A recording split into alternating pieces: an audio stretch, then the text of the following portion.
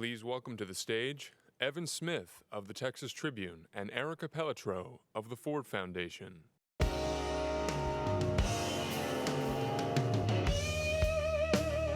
I'll do this side. You got that side. Great, thanks. Okay, good. When they said intimate, they meant intimate. Right? If you guys are back a little bit, move Literally, on up. everybody will get to personally ask a question. It's okay. No, we're great. Oh, good. Hi. So we've got an hour here with Evan, and we're going to talk a little bit about the Texas Tribune, but I also want to make sure we've got time that Evan can talk with you guys and hear exactly from you questions that you have about what he's doing in Texas and the business model. Sure. So we'll go back and forth. You and I'll start off, and then we'll open it up. Good. Dr. Jones, welcome. Glad you came to join us. I assume that most of you know a little bit about Evan and the Texas Tribune. What you may not know is he's just coming off of throwing a party for almost 9,000 people, so 10 times the size of our little intimate gathering, with 450 different breakout sessions in which he had not only Republicans and Democrats in the same room at a moment when our country is so divided, but he also got 30 minutes of Nancy Pelosi talking about impeachment on camera. So that's something good to know about Evan Smith. Yeah, that's pretty good. It's good to be smart. It's better to be lucky. And in the case of Speaker Pelosi, we had invited her to participate in our festival as the closing keynote conversation 6 months ago. She'd been at this festival twice in the last 4 years, so it wasn't an out of left field request. And she said yes. She liked coming to Austin. Rick Perry used to say, that Texas or Austin is the blueberry in the tomato soup of Texas. And Texas is looking a little less tomatoey these days. And so I think the speaker sees that her time and the time of other high Democratic officials in Texas is beginning to pay off. So heading into an election season, there was all the reason for her to come. But of course, we had no idea that right at the moment that she would be here, we would be talking about impeachment for only the fourth time in history. And I fully expected last week for her office to call and say, "Idiot. What part of only 4 times in history don't you understand?" Of course, she's not coming. But she was here. So let me just slightly correct you. It's 450 speakers. Oh, okay. 130, a mere 130 hour-long sessions over the course of this festival. But it was, in fact, a great opportunity to do the thing that we at the Texas Tribune for now almost 10 years have done, and that is to get people in a conversation about the priorities of their community and the priorities of our state and our country. We believe that journalism is one way, not the only way, to motivate people to participate civically, to pay attention, to engage. Texas has been woefully underengaged for many, many years, and we're trying to be a solution to that problem. So as you walk into this, Evan, like thinking about the different career paths that you've taken and the changes that you've made along the way, I want to know what's the biggest mistake you've made as a journalist? I think the biggest mistake I've made as a journalist over the years, not necessarily at the Texas Tribune and not necessarily in my capacity as CEO of the Tribune, but just generally in journalism, I think the biggest mistake I've made is deciding heading into a conversation or into a situation that I knew the answers to a question or a series of questions or knew the motivations of somebody I was sitting down with and based my assumptions on what I frankly believe are sort of preconceived notions about people. I don't think it's a good idea ever to enter into a situation where you don't give somebody the benefit of the doubt or you don't keep an open mind. The best journalism is done by people with open minds. And one of the things about our newsroom, which is filled with people half my age, the age of my own children in some cases, is these are people who have not learned bad habits that they have to unlearn. As we train them to be journalists, we train them, mentor them, and impress upon them the importance of keeping an open mind. We are truly a nonpartisan news organization. We do not wear the uniform of any team. And having an open mind heading into every situation allows you to, without any impediment, to gather facts, to present those facts in a way that tells a story, and to allow the consumers of those facts to draw the conclusions. We don't need to draw conclusions. We don't need to tell people what to think or how to think. We just need to tell people to think. That's been the difference maker as far as these 10 years have gone, is understanding that our job is not to be on the field of play, our job is not to draw conclusions, our job is to keep an open mind. Where I've made mistakes as a journalist, and it's been a long time since I've done this, because I've learned, is when I've headed into a situation without as much of an open mind as I've needed to, and I think no good comes from that. I think that's super helpful because I think that applies not only to journalism, but it applies to many Applies to different life, types of life. I think, yeah. Yeah. I want to make sure that in the room we've got a kind of a level set about what you're doing with the Texas Tribune. Sure. So could you just tell us a little bit the Yeah. origin story? Like Let me wh- give you where the did this log come cabin from? story very quickly. I was the editor-in-chief of Texas Monthly magazine for many years. I was at Texas Monthly for almost 18 years. My dream job. I was saying to Erica that I got to Texas Monthly, although I'm not a native Texan. I started to read Texas Monthly when I was in graduate school at Northwestern University and decided really the first time that I picked up a copy of Texas Monthly, I've got to work at this place one day, and started to write letters to the editor of Texas Monthly at the time, who would become my boss eventually.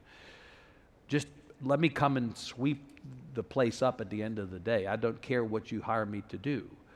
Texas Monthly had an understanding of Texas and its audience on every single page. It conveyed a sense of place. It had ambition about the way it told stories. It invested time and depth and resources into storytelling in a way that at that point, this would be the late mid-'80s, very few magazines still did. The days of Harold Hayes' Esquire, long gone. The days of the kinds of, I mean, at that point, the New Yorker had taken a detour from its historic commitment to that long-form journalism. It eventually got back in a big way, and thank God for the New Yorker. But the problem with the New Yorker, and even the Texas Monthly of the era that I read it and that I ran it, the exception that proves the rule. Most of what we now see in that genre of journalism we're in the nostalgia business mostly. But Texas Monthly at that time was still doing incredible storytelling, long-form narrative nonfiction, and I just wanted to be in that environment because that's the kind of work I wanted to do. It took me 3 years, and I eventually got a job at Texas Monthly as a senior editor. Within a year was promoted to deputy editor and then became editor-in-chief in July of 2000, and spent my time from July 2000 until leaving to start the Texas Tribune in August of 2009 running that magazine. And it was the best job I thought that I could ever have in the world. But I had this other part of me that was feeling anxious about the state of things outside of the magazine business, but inside journalism and inside Texas, my adopted home. You know, they'll now carry me across state lines in a box. I'm not leaving. Even though I'm not a native, I have the zealotry of a convert as far as Texas goes. I was watching the number of reporters at our state capitol drop precipitously. When I got to Texas in 1991, there were 3 times as many reporters covering the Capitol as there were when I left in August of 2009 to start the Tribune. In 1991, there was still a Houston Post to go along with the Houston Chronicle. There was still a Dallas Times-Herald to go along with the Dallas Morning News. Right. There was still a San Antonio Light to go along with the San Antonio Express. There was still an afternoon newspaper in El Paso to go along with the morning paper. The broadcast, local affiliate broadcast networks, the ABC, NBC, CBS affiliates in the big cities had reporters at the Capitol in some cases. There were radio stations that had reporters at the Capitol, not just public radio, but commercial radio. Long gone. And I understand it because the business had changed. The media business had changed. The conclusion that these entities, the ones that remained, came to pretty quickly was, we can no longer do all the things that we once upon a time did. We have to make choices. I had the editor of the Dallas Morning News the other day say to me, we used to be a newsroom of record, we are now a newsroom of choice. That's an acknowledgement of the necessity of having to shrink your ambitions and the footprint of what you are able to accomplish on a much smaller budget in the world today. But what happened? Like, where did Well, that what come happened from? is that the editors of the big papers, I know it because I talked to them about it at the time, and the other people in the media business in Texas had come to the conclusion that the readers, viewers, listeners were just not as interested in discussions of public policy, politics, and state government as they might be in high school and college sports, or crime on your street, or softer news features. That's not to say that the newspapers were not covering any of this stuff, or that the TV or radio stations were not covering any of it. They were just covering significantly less of it. Texas has had terrible voter turnout over the last, go back decades. Texas has been at or near the bottom among the 50 states in voter turnout. That's only one measure of civic engagement, but it's a pretty good one, and it's a pretty visible one. And I drew a straight line between the degree to which the state of Texas, Texans, were checked out of the conversation about the priorities of this state on public education and higher ed, on healthcare, on immigration, on transportation, criminal justice, and on elections, right? I mean, you had abysmally low voter turnout, a very small subset of a subset of a subset, determining who led a state that had the 10th or 11th largest economy in the world, that was the leader on energy and on healthcare and on, in a negative sense, most uninsured people in Texas of any state in the country. Most contiguous miles with the Mexican border. So many of the big issues, energy, immigration, healthcare. We have the second highest enrollment of public education students of any state in the country. 10% of all enrolled students in public education in the U.S. are in Texas. Yeah. This is an important and very big state, and yet no one was paying attention to what was going on all these issues. No one was paying attention to the politics at our capital. And I just found this to be problematic enough that I said, I need to be part of the solution. This is not a situation that can remain in place. Let's see if we can't come up with a way to provide the kind of nonpartisan reporting on all this stuff that the state needs and that Texans need. I can guarantee you that if we don't provide that kind of reporting, people won't pay attention. I can't guarantee you that if we do provide that reporting, people will pay attention, will engage. But that was the theory. If we build it, they will come, right? And so we said, let's start a news organization dedicated entirely to the purpose of filling in the white spaces. What everybody else is not doing, let's do this. Let's hit them where they ain't. Let's provide something that is a public good inherently. And hopefully by doing that, people will pay attention, will start to be motivated to participate civically. And I have to say, 10 years later, no one is more surprised than I am at how the idea that if you give people journalism in the public interest, they will step up and they will participate. They will embrace that idea that there is a purpose larger than themselves that they want to devote themselves to in the state of Texas. It's really worked out much better than I ever anticipated. So one of the things that's unique and been pioneering about this project that you embarked on Yeah. is your business model. Right, nonprofit, first of all, because we couldn't possibly have made this work as a for-profit, right? And so what's the difference in the news that I would consume on, say, your platforms Yeah. versus the New York Times, based on the different models that you've got? I don't know that it's necessarily different. I think the New York Times is a full-service newspaper, and so the New York Times is going to report on not just what's happening politically or in terms of policy issues, but they're going to report on a whole bunch of things that we don't cover. We don't cover culture, we don't cover sports. Look, I like music, I like college football as much or more than the next person, but there is no public interest in the sense that we define it through the lens of public interest journalism in reporting on the Houston Astros or on Willie Nelson, unless we're talking about marijuana reform, right? Then maybe.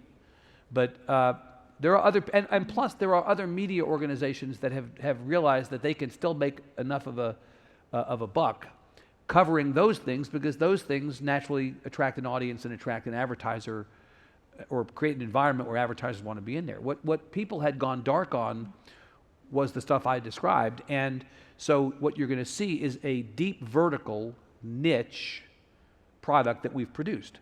We just do the things we do. We just do public policy, politics, and state government. That's it. So it's a subset of what you might see in the New York Times or the Dallas Morning News or the Houston Chronicle.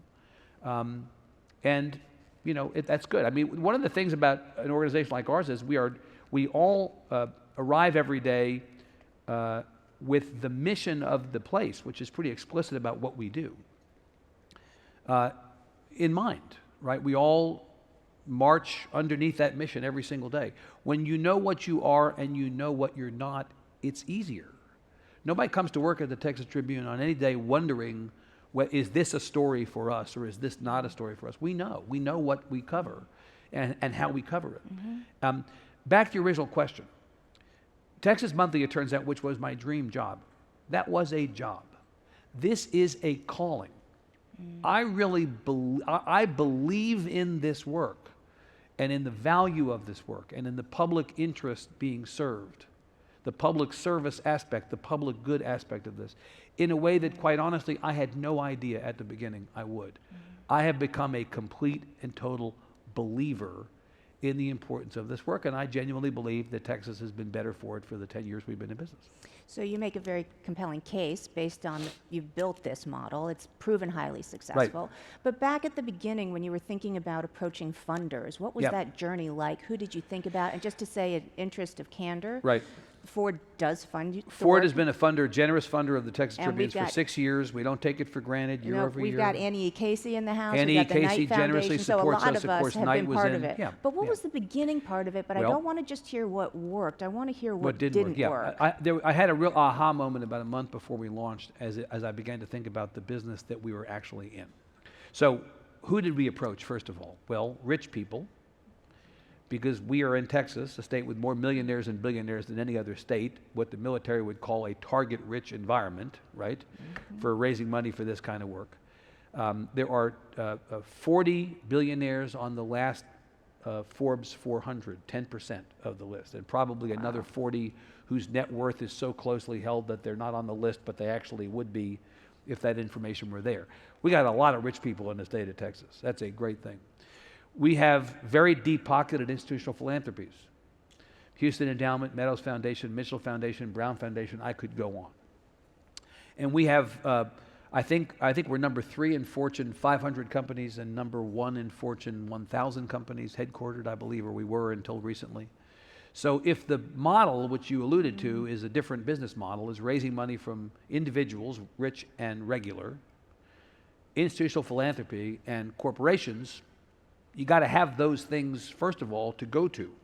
So we said at the very beginning, started out to say, let's go to the people who are likeliest to understand what we're trying to do without needing to be sold very hard on it, people with whom we had personal relationships. We, in this case, is John Thornton, our founder, venture capitalist, who's had the original idea that ultimately morphed into what became the Texas Tribune. John and I went on this sort of road trip to see a bunch of people to ask for their support. And again, it was a combination of people who we just thought substantively would understand what we were pitching them on, but it was also people with whom we had personal relationships.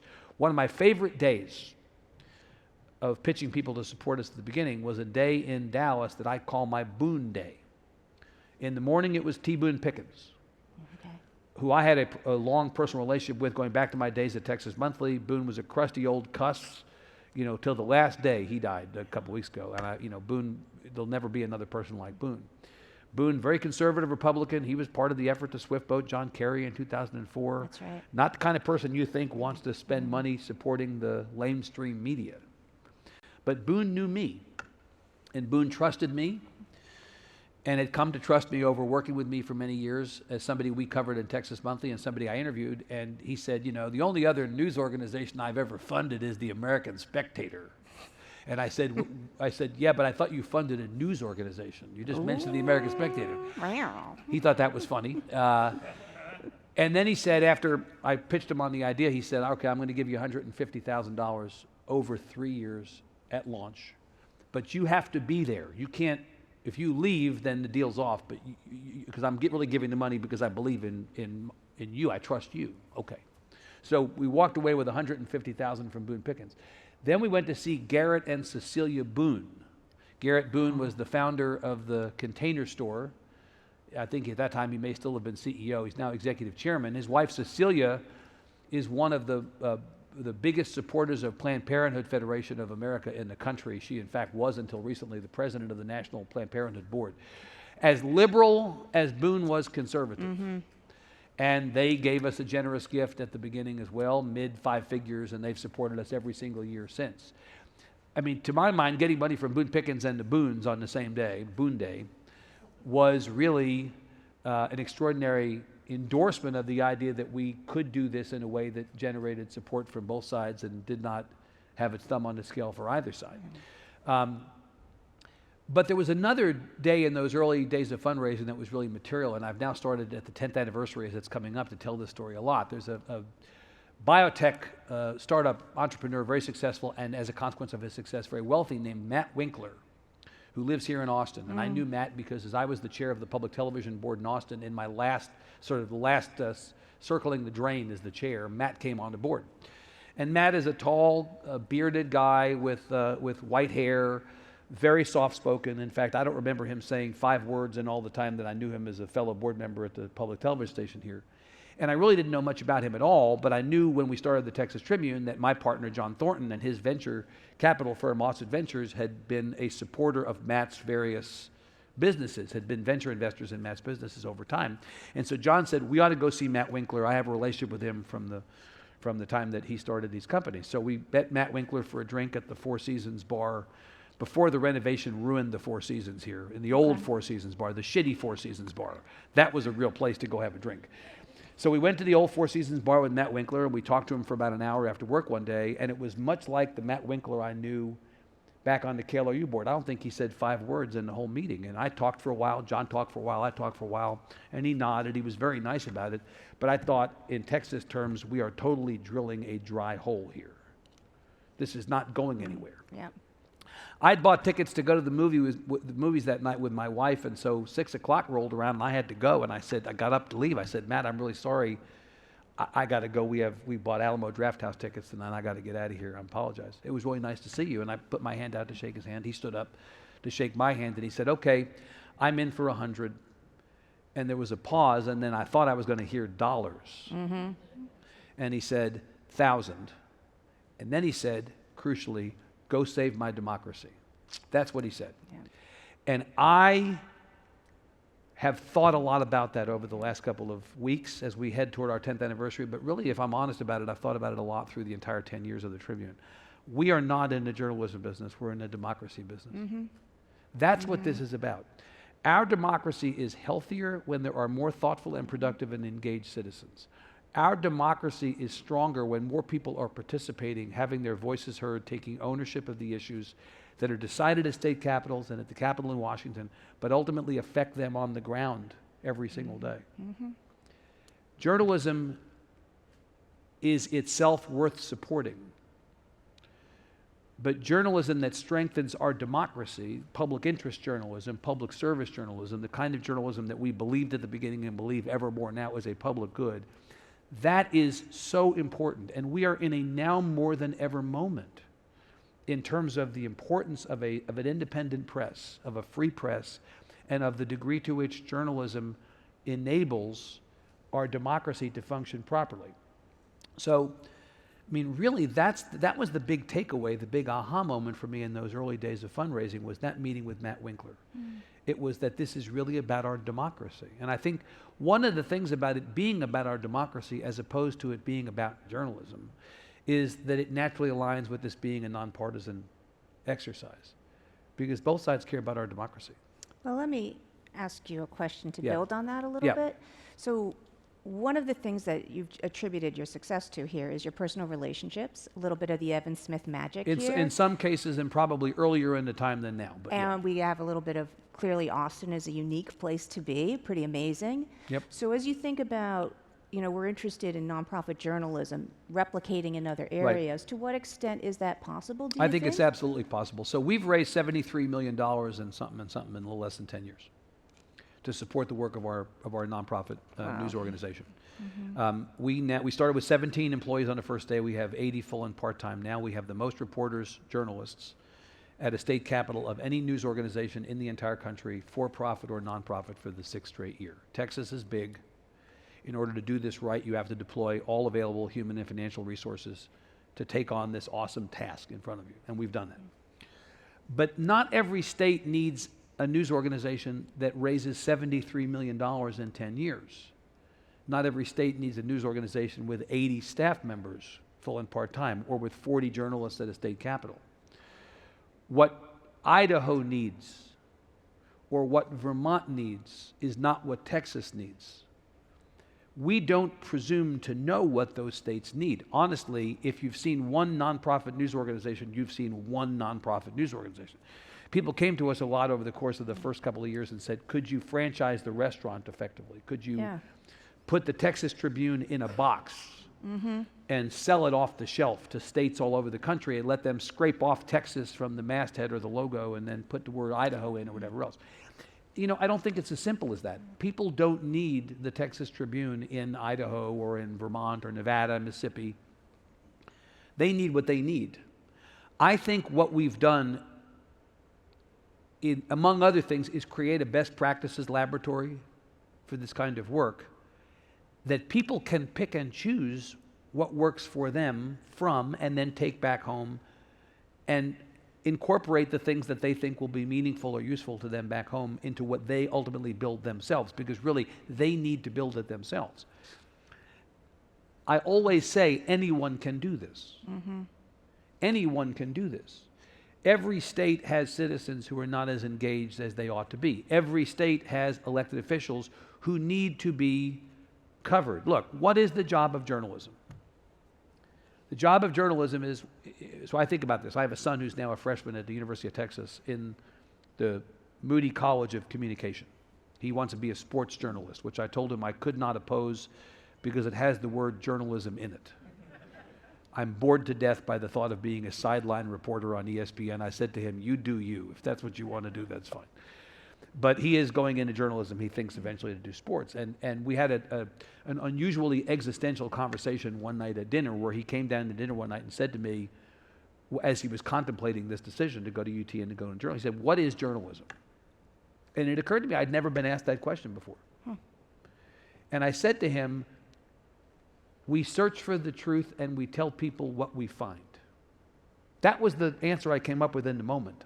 Pretty good, you know, flat-footed. We search for the truth and we tell people what we find. Now, I've revised that in my mind. Really, what I should have said was, we search for the truth and we tell people what we find. Sometimes we search for the truth and find it and tell people the truth. Sometimes we search for the truth and we don't find it, and we tell people that we tried and we couldn't find it, and here's why we couldn't find it. Sometimes journalism is about the destination, and sometimes it's about the journey, right? But in reality, there are other things that we do in journalism. We hold people in power and taxpayer-funded institutions accountable. And we tee up for people in their busy lives the things that are important enough for them to stop and pay attention to, right? That's also the job of journalism. Well, in every single state, there is truth to be searched for. In every single state, there are people in power and institutions to be held accountable, in need of being held accountable. And in every state, there are busy people who need journalism to grab them by the lapels and say, stop.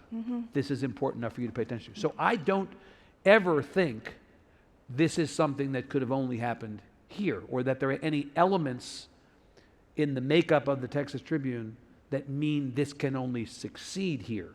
In Nevada, John Ralston has created, with a great team, the Nevada Independent in Las Vegas, which is doing an absolutely gangbusters, bang-up job of doing for Nevada what Nevada needs in the realm of public service journalism. In Jackson, Mississippi, thanks to a very generous initial gift from Andy Lack, the president of NBC News, who's a native Mississippian, and many of his wealthy friends from childhood who also put in money to start this organization, Mississippi Today, a nonprofit news organization, is doing a really great job of holding people in power and institutions in Mississippi accountable. You have Cal Matters in Sacramento, California. You've got the city now in New York City, a market that you would have to believe, isn't there enough accountability journalism in New York City? Turns out, no, there isn't.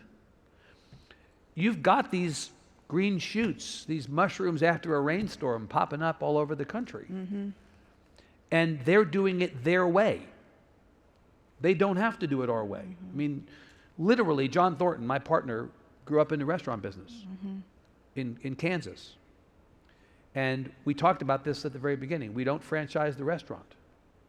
That's not our job. I mean, people want to come, and they want to come to our restaurant. They think it's like a Chick-fil-A. Can you open a Chick-fil-A in my state capital? No, I can't. It doesn't work that way. You want to come to my Chick-fil-A? Yes, the chicken is indeed delicious at my Chick-fil-A. But we're not going to open your restaurant for you. We're not going to give you our chicken. You get your own damn chicken. Right? Let me get you with one more question, and then I'll see if we've got questions in the audience. Yeah. Okay, just I want to get a little more specific here. We've got an audience of communicators. Right. So I want to know, what do you think the key elements are to a successful pitch? What are you going to pay attention to? What are you going to listen to? How do we grab your attention?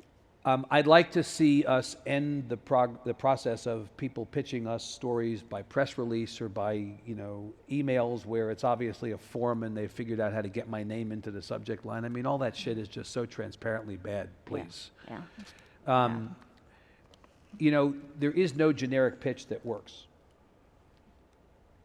Every let me just stick with the realm of news organizations, since you asked. I did. Every news organization is different. Every market, every audience segment is different. The best and most successful pitches are the ones that are targeted specifically to a news organization, specifically to an audience. Anytime we get a pitch from an organization or from an individual that is off of our subject focus, well, we have a thing we want to pitch to every news organization in Texas. Oh, they've got the word Texas in their name, so let's get them on the list. They went to a media directory and they just pulled everybody with I mean, come on. Don't pitch me on your band's new album. Maybe you missed the fact that we don't do record reviews, right? I mean, that's it. I think that as much as anything, I love working with comms people. I really do. But as much as anything, it's that personal relationship over time. I think if you forge we talk a lot about, this is a whole other topic. We talk about the imperative right now in the media business of diversity. Our audience should be as diverse as the state that we're covering. Yeah. Our newsroom should be as diverse as the state we're covering, and the leadership of our organization should be as diverse as the state we're covering. It's good practice, good for business. It will make our news organization better. Is your newsroom like that? It's getting there. We have we've put an intentional focus on it.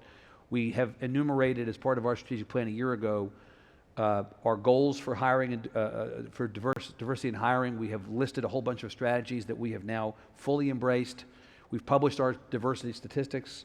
We've raised money specifically for the purpose of investing in recruitment and retention, building a pipeline of candidates. I want to come back to that in a second. Unconscious bias training, that whole gamut of things that every news organization should be doing.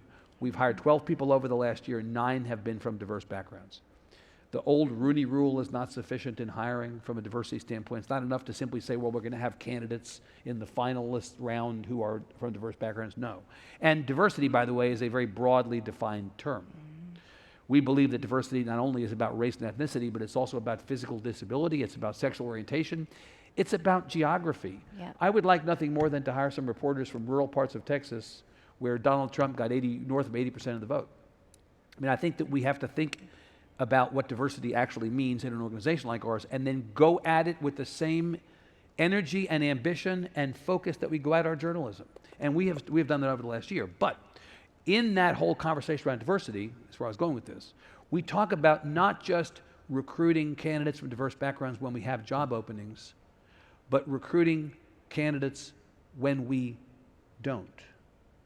Getting to know people not only when it's opportunistic for us, but getting to know people and forging relationships over time. I would say, back on the comms thing, I would like to have relationships and have our reporters have relationships with comms people, not just when they have a story they're trying to unload on us or offload on us, but when they don't. We have stopped having human relationships with people in the world. And we need to start doing more of that. We need to get to know people, not just at the times when they're pitching us something or when we need something, but when we don't. And I think those personal relationships, ultimately, at all times, persistent relationships, are the ones that mostly bear fruit.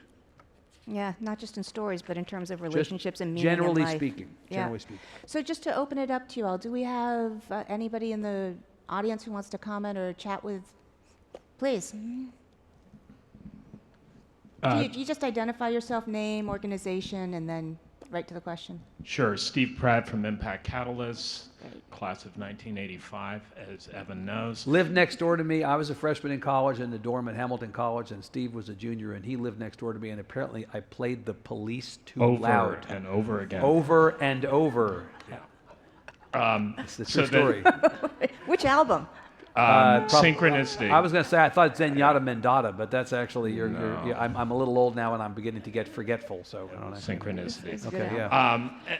Anyway, that's not what my question was going to be about. Okay. Yeah, although we could spend 20 minutes on that. I'm though. sure we could, but let's could. get to the question. In a way, I'm going to take you to Bob Simon, freshman philosophy class. Okay. But there are a few people in this room that are working with organizations that are trying to speak and I hope listen across so-called party lines, Right. ideological lines, that sort of thing. Yeah. And I think, you talked about the fact that you don't wear a uniform for a particular team. Right. And you're, in this maybe now eggplant-colored state. It's still a red state. Sorry. Yeah. All right. That's why I said Yeah. maybe. Yeah. At any rate, I guess the question is, in those conversations, in the kind of journalism that you're trying to do, Yeah. does the truth still matter? It does matter. Does the truth exist? And how do you Right. deal with that in this partisan I think it's an environment? enormous challenge to present to some people that there is such a thing as an objective truth. I absolutely think that we in the journalism business are struggling every single day with the fact that truth is not truth and facts are not facts in some segment of the world. I totally believe that. But it's not as hard as it may appear to be on the outside. I think people get it. Look, we just had, again, our big Ideas Festival was this weekend, and we had Chris Hayes interviewing Ted Cruz on stage, which I thought beforehand and thought during was the sort of perfect stunt casting, right, to have the two of them up there on stage together. And, what are they arguing about in the conversation? Whether climate science is a thing. We're still talking about that. In fact, they were fighting about it on Twitter today, actually, referencing their conversation at our festival, that specific subject. We live in a state where there are some conversations that are in the sort of 5% of the country that believes X. We are in that 5% of the country. The trick here is to listen to everybody and to understand where they're coming from, not to agree with them, not to embrace them, not to sign on to their view of the world necessarily at the expense of the other view, which may or may not be the overwhelming majority view. I believe in real balance, not false equivalency. It is not, I believe this, you believe that, let's leave it there. I think you try to get to understand where people are coming from and why, and present that fairly thoroughly and accurately, and give them a fair hearing, even if you believe what they believe is unbelievable. I think it's about, come back to this idea of having human relationships, it's about how you treat people. We treat everybody with respect and kindness, and back to the very first, with an open mind. And that is how we get Republicans and Democrats equally to come to our events. I said before we came up here today, we had both Nancy Pelosi and Jim Jordan at the Texas Tribune Festival. Other than actual Congress, that may be the only place that they were in the same event all year long. There's room for both views of the world, whatever you may personally or I may personally think of it. And our journalism is infused with this idea that we're not going to write anybody or any point of view completely off. We're going to listen to both sides. We're going to talk to all sides. We're going to listen to all sides. We're going to talk to all sides.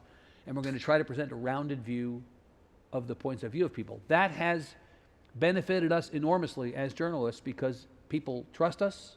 They talk to us. If you look at our donor wall, we disclose every dollar donated to the Texas Tribune in as close to real time as possible, have for years and years. We must be the most transparent news organization in the country as it relates to who funds us. You see the most Republican Republicans and the most Democratic Democrats on our donor wall side by side. People who agree on nothing else but the value of the journalism that we produce. It is about the way you approach people of all sides. That's about the best answer I can give. Yeah, there's definitely people who don't believe in facts in the world. And there's definitely people who question whether the truth is the truth. But we keep our focus straight ahead. Don't get distracted by that. Hi, Hi. Tim Smard with the Regulatory Assistance Project in Montpelier, Vermont. Thanks for the Hi. Vermont shout out, by the way. Well, you know, I think Vermont Digger is one of the great examples of nonprofit journalism being done on a small footprint, but Yes. significantly punching above its weight. Yeah, they're excellent. They're And excellent. I'm actually speaking on behalf of, I'm actually on the board of a nonprofit bi-weekly newspaper based in Montpelier, not Great. Vermont Digger, but The Yeah. Bridge. And they're more of a community paper, city paper that don't really cover the State House as much. But one of the things we're always struggling with, since it's been around for 26 years, Yeah. is fundraising. I mean, we have a very small community. I think you Right. can fit everybody in Montpelier in this room, and I'm not kidding.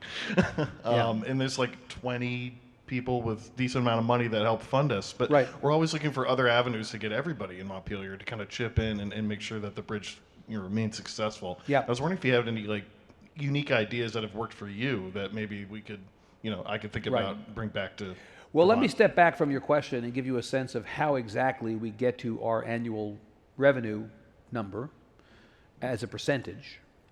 And then let's talk about where there might be opportunities for you. So we'll do about 10.2 million in revenue this budget year, which our fiscal year and our calendar year are the same. So in this calendar year, fiscal year, about 10.2 million in revenue. A little more than 2 million of that will be major individual gifts of $5,000 or more, rich people. You do have rich people in Vermont. You may not have enough rich people or enough rich people who are inclined to support this kind of work to give you $2 million, but you have some rich people and they have the same public-spirited orientation, one hopes, Are as they all people Texan? do in Texas. Say again? Are they all Texan? Are all the rich people who support us Texans? Most are. Not all, but most are. We'll do about 2.4, a little more than 2.4 million in foundation support this year. Family foundations are counted in with the major individual givers. I'm talking about institutional philanthropy. That's some Texas, but a whole bunch not.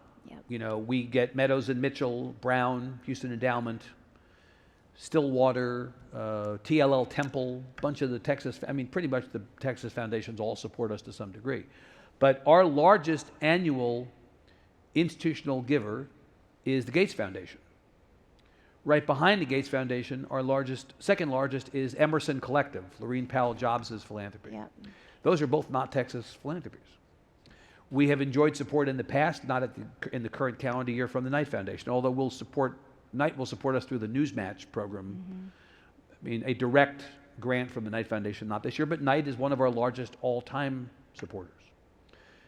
Lumina in Indianapolis has supported us. Hewlett in Menlo Park has supported us. Ford obviously is not based in Texas, but has supported us. So we have some outside of Texas. I bring this up because there are foundations supporting journalism, and there are foundations supporting the extent to which journalism is strengthening democracy. So there are foundations that just support journalism for journalism's sake, but then there are foundations that support this larger idea. Any of the foundations I just named are potentially, it's a reach. You got to get them to pay attention to you and to make a gift. Got to get invited in some cases even to apply. But there's no reason why you can't be applying to those sorts of foundations in the same way that we and others in the news business apply for support. We'll do this year on corporate support, I'm going to say somewhere between 3.7 and the exact number I don't have right in my head, but somewhere between 3.7 and $4 million of our revenue will be through the support of corporations, businesses, not just the JP Morgans, AT&Ts, Walmarts of the world, but also all the way down to a sole practitioner with a half-time secretary and a shingle-out law firm on Congress Avenue here in Austin. We find a way in for every potential business, corporate supporter to support us. That support comes through a whole bunch of different doors. It comes through the community relations door, the aspect of the business where they support charitable causes, and we're a C3, we're a charitable cause, right? So there may be support we get through that. We may get support through the marketing and advertising door based on the awesome audience that we've built over the years, growing every year and very attractive. Just if you were buying a for-profit audience of this kind, you would pay through the nose to get it. So it might be that a corporation supports us simply to get in front of our audience. And then we get a bunch of support through the government relations door, the lobbying and trade association or association route, those kinds of dollars, because the audience of the Texas Tribune includes every elected official, every decision maker, every influencer in Texas who read us first and read us all day long. And so if you want to get in front of those folks, this is a pretty efficient way to do it. Much like General Mills or Archer Daniels Midland advertising on Meet the Press. It's not the largest audience, but it's the right audience. It's a rifle shot audience.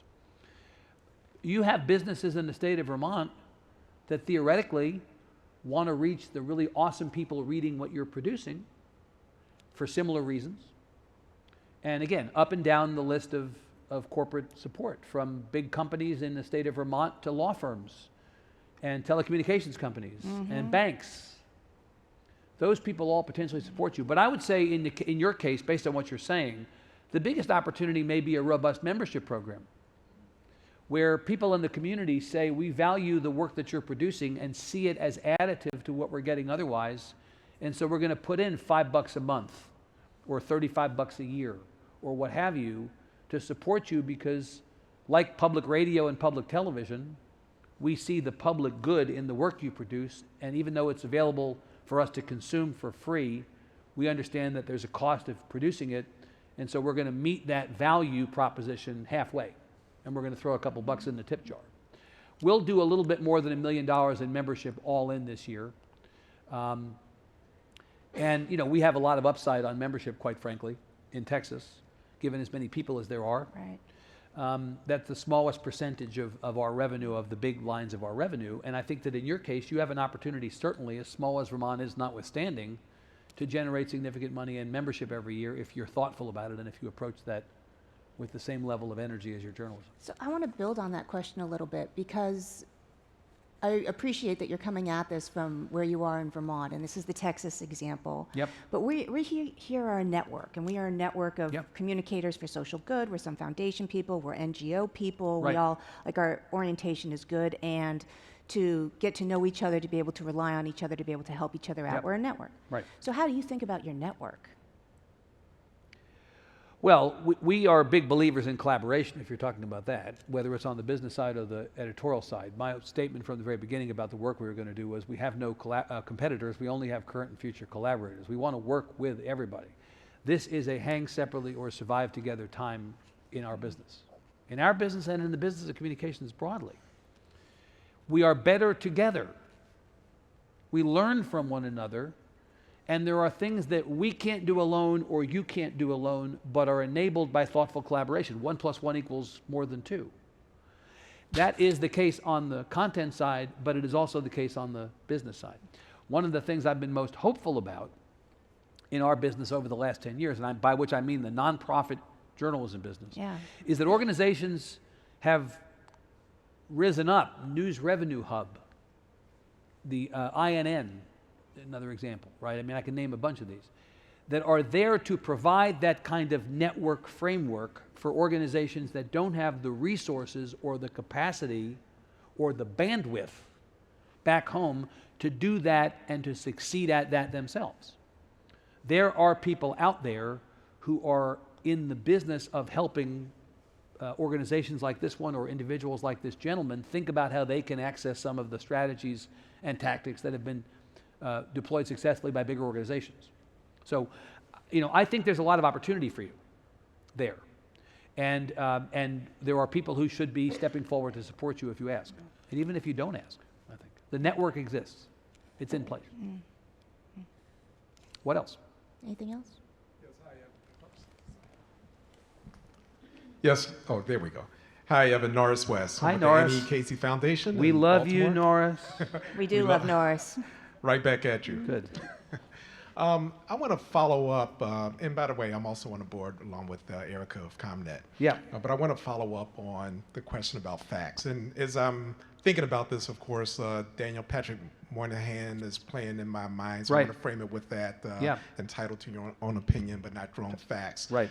But I wanted to know what your view is on what the Texas Tribune thinks about public officials who tell what some people may call a mistruth, other people may call a lie. No, it's a lie, and I think we yeah. should call it a lie. Nonpartisan is not non-thinking. When bullshit needs to be called, we call bullshit. I am absolutely unambivalent about that.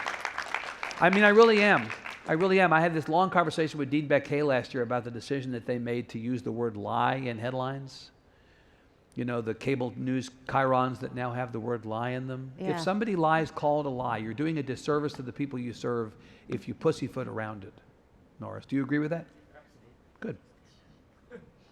I mean, you know, facts are, they're facts. You know, it's like that's, the one that I've often cited, and it's only one, and I'm not picking on the president in this case, although he is also a target-rich environment as it relates to this subject, is the 500th time I heard him say, I won the votes of women in 2016. No, you won the votes of white women in 2016. It is a material difference. Hillary Clinton won the votes of women in 2016. I mean, that's just an easily provable falsehood, lie. And every time a person in elective office says something that is factually untrue, it is a disservice to the people who are in our constituency and in their constituency not to call them out for that. They should be better than that. I would double down on that. Fran, you had a question? Yeah, hi, I'm Fran Smith. I'm an independent writer and editor working with nonprofits and foundations, but I came out of newspapers and came out of a newspaper that had a robust state bureau and sent reporters up to the Sacramento routinely to cover state, and it's heartbreaking what's happened to state coverage around the country.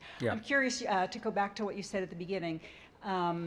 Re-engaging people who had checked out. You talked about policymakers and politicians are all reading the Texas Tribune. Right. How do you know you've accomplished the goal of re-engaging the Well, people who weren't it's an engaged? excellent question. You should always ask people like me about impact. How do you measure impact? How do you know that you've done the job? Well, let me begin by telling you how I don't measure impact. I don't measure impact by people who have been defeated from office or elected to office, bills that have not passed or passed, because we don't endorse candidates, we don't editorialize on issues. We're not in the business of putting pelts on the wall. So I would not judge us through some quantifiable set of outcomes that we called for, because we don't call for outcomes.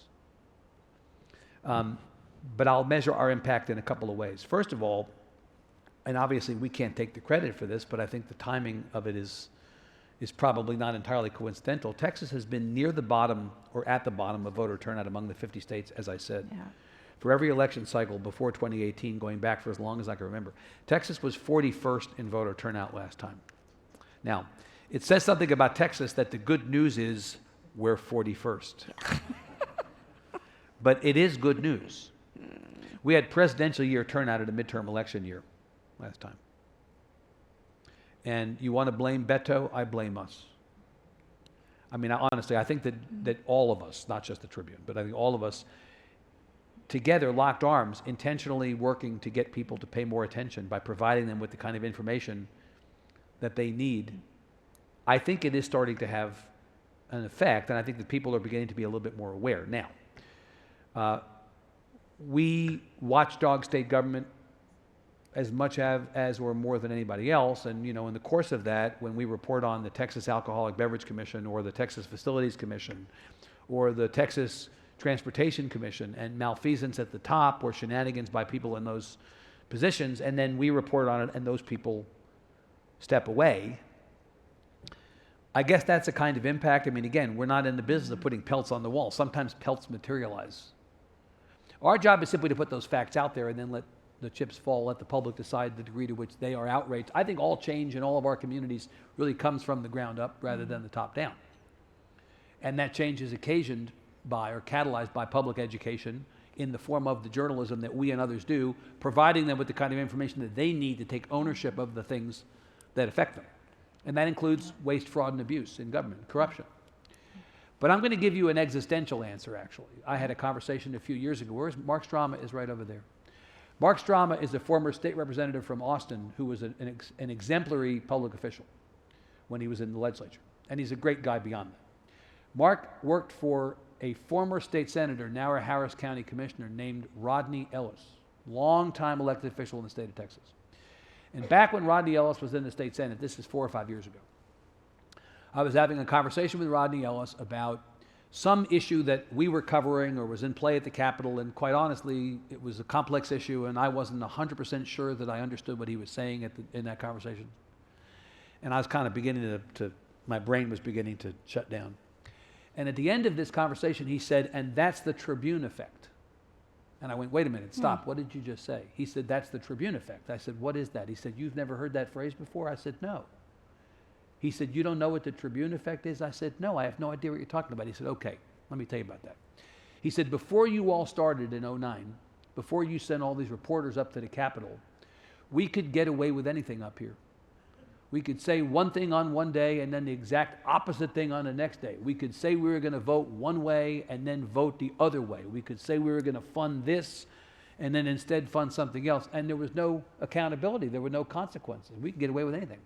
He said, since you have sent all these young reporters up here, I know that within 2 seconds of doing something different from what I promised, all your reporters are going to be crawling up my ass. He said, you've changed behavior at the Capitol because you've invested in accountability journalism. We know that we can't get away with anything. That's the Tribune effect. And I went, it may not have been a compliment to him. It sure as hell was taken as a compliment by me. And so I thought, I'm good with that. The Tribune effect. That's the impact in some ways. You know, we have a lot of different jobs in journalism. Our job is to inform and engage. Our job is to search for the truth and tell people what we find. I told you that before. But our job is also to make sure that the people in office know that they no longer live at a time when there are no consequences. And that if they do things they should not do, we will call them out. We will call bullshit when bullshit needs to be called. If they're hypocrites, we'll call that out. But I want to also say that when they do good, we should report on that also. And we had a pretty good legislative session this last 5 months, January to May of this year, in which, among other things, they invested almost $12 billion in public education. It was long overdue. Voters told them they better do it or they were coming for them in the next election cycle, but they did it. Our job is to report on the good and the bad and hold people accountable. That, in some respect, is a form of impact that I'm willing to own. So, You guys, I hate to do this, but we have to wrap. we have 45 seconds, I think, one last question. One last question? Brother Strama? Thanks. I want to come back to what Norris was asking about. You told a great story about when you went on the road and you had Boone Day and you raised money from folks on both sides of the spectrum. As you know, I've been doing some fundraising in the nonprofit journalism space. I've been surprised how many people ask me the question, where are you going to be on the political spectrum? And I say, you know, we're going to index toward truth with some of the same language you use. And is that a turn off or a turn on? Here's my question for you. It depends on who you're talking to. Right. But what I've been told is that mere statement indexed toward truth is going to turn some funders away. And what I want to know is... Hasn't been my experience. That's what I want to know. Has not been my experience. My answer to the question of where you're going to be on the spectrum is not on the spectrum. The whole left-right construct is just irrelevant, right? We're reporting on the facts. Here's what happened. There's no left or right. Facts aren't left or right. Sorry, not to you, to them. We just don't even, that doesn't even enter into our conversation. On most days, liberals are mad at us and conservatives are mad at us at the same time, and I think that means we're doing our job. But what we're not focused on is left or right. We're focused on the facts, we're focused on what happened. And I have not found that to be an impediment to raising money to support the important work we do, quite the opposite. It's been the thing that's enabled the good work that we do. So, Thank you, Evan. Thanks to all of you. thank you all, appreciate it.